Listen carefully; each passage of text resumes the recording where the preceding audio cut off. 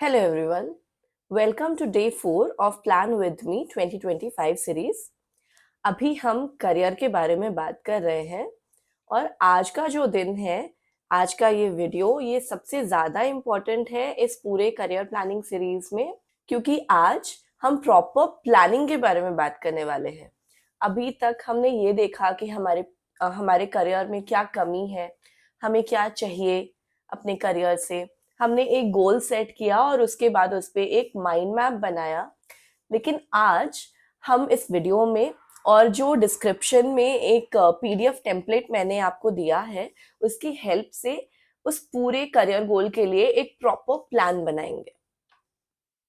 तो इसके लिए अब हमें क्या करना है? कल जो आपने माइंड मैप बनाया था, वो माइंड मैप सबसे पहले तो अपने सामने रख लीजिए और उसके बाद उसे गौर से स्टडी करिए और देखिए कि इसमें से कितना टास्क आप 6 महीने के अंदर, पहले 6 महीने के अंदर कंप्लीट कर सकते हैं।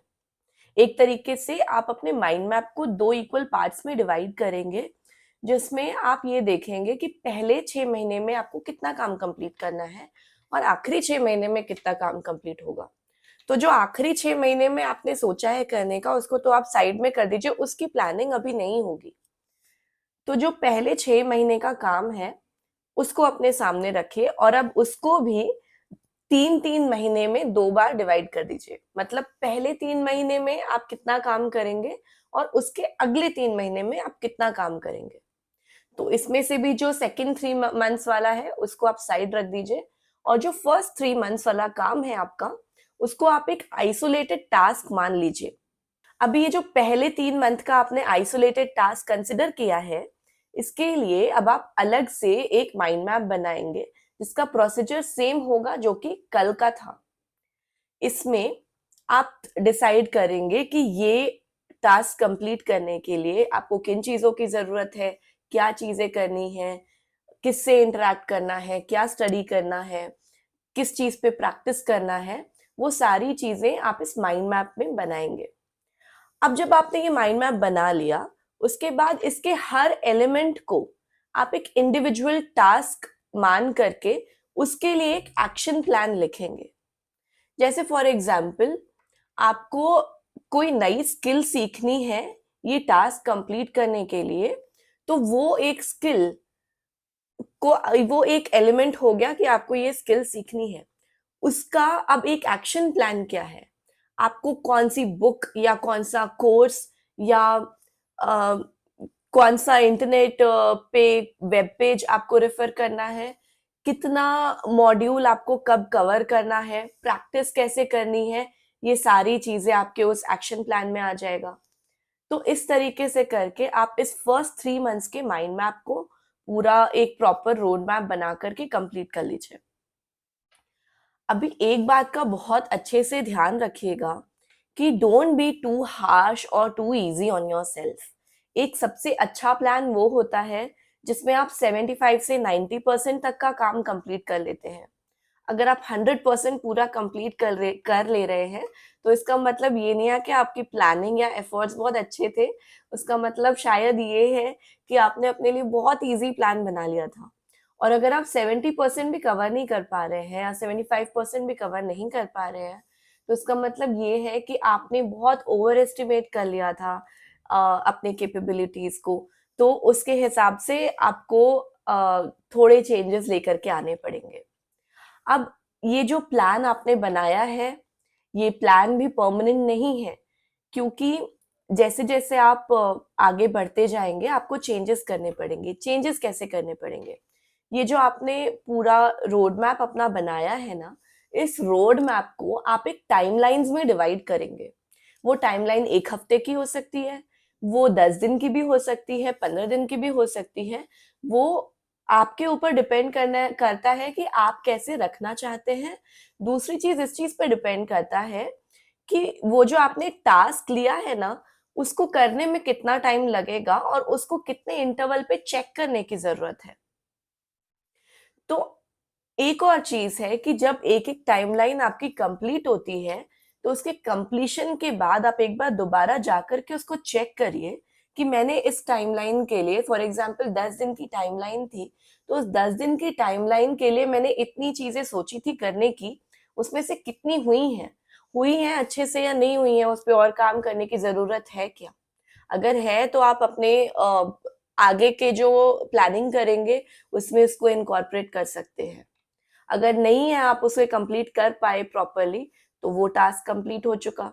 तो इस तरीके से करके आपको हर टाइमलाइन पे एक चेक लगाना पड़ेगा कि मेरा कितना काम कंप्लीट हो गया है, कितना बचा है।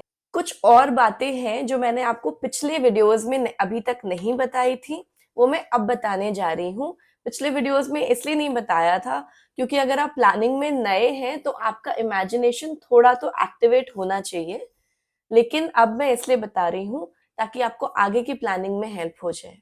आपको याद है हमने कुछ चीजें रेड से सर्कल की थी, कुछ चीजें ब्लू से सर्कल की थी, जब हम ये डिसाइड कर रहे थे कि ऐसी कौन सी चीजें हैं जो मिसिंग है हमारे करियर में।